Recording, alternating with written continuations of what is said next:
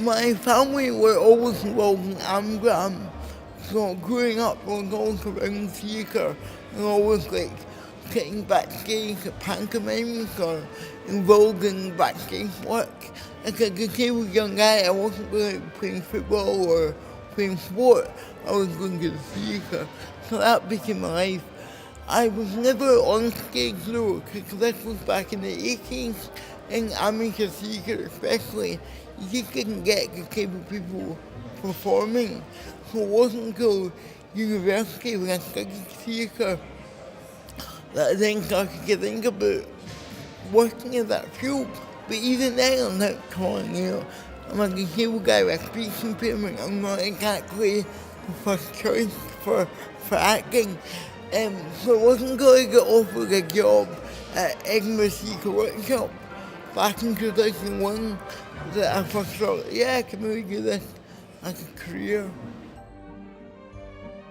The reason that actors don't disclose is because they're worried about being discriminated against. They're worried that a director will pick up that CV and go, oh no, you're disabled, I won't even see you.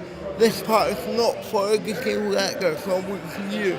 Now, why is it not for a disabled actor? Like that, at a point in time, female actors were not employed very often.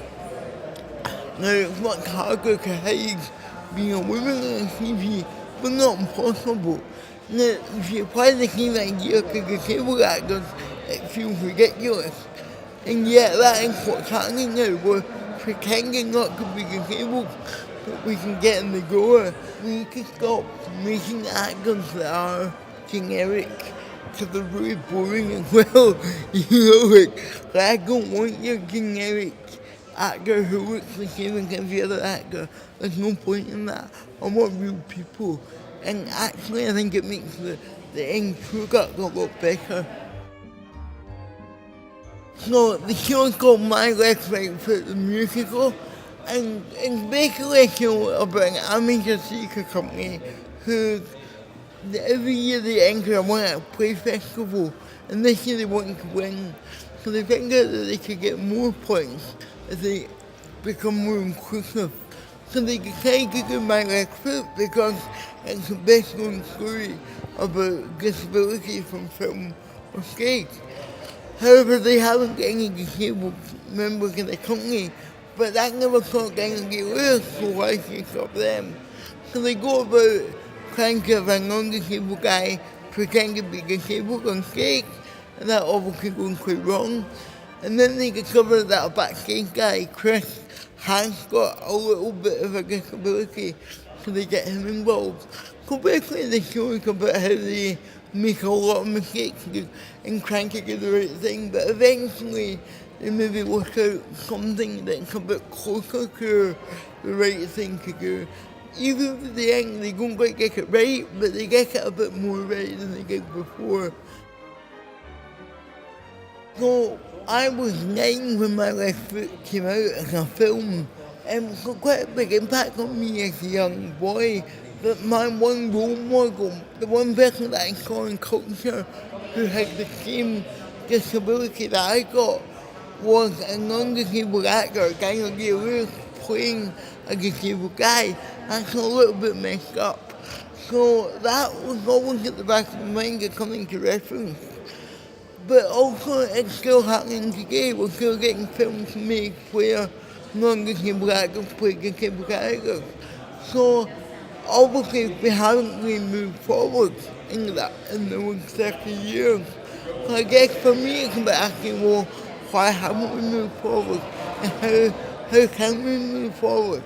And I don't have the answers to that. I haven't got the power to say that we should bang it outright or make a blanket rule. It doesn't work that way. But I think we can give more conversations about what we can do and how we can make it work better. I think the great thing about Scotland is that we all know each other quite well.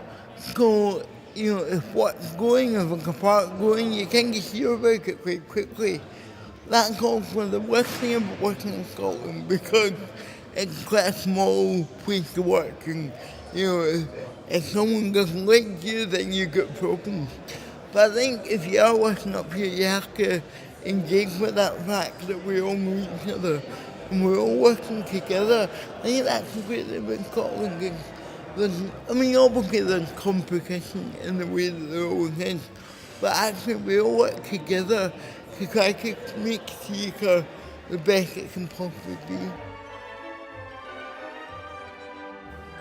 That's almost a hard one. I don't know what story will next get me and engage me. For me, it's very important that Broken Paradise exists to put the stories of disabled people on stage, because not many other people are doing that. Some folk themselves, some folk in Scotland, but on the whole, the stories that we get on stage are the same old stories that we've been hearing for centuries. So for me, it's about finding new stories of disabled people, finding new ways to tell those stories, and doing that in a way that audiences enjoy and want to engage with. And who knows what that will be, but I can't wait to find out.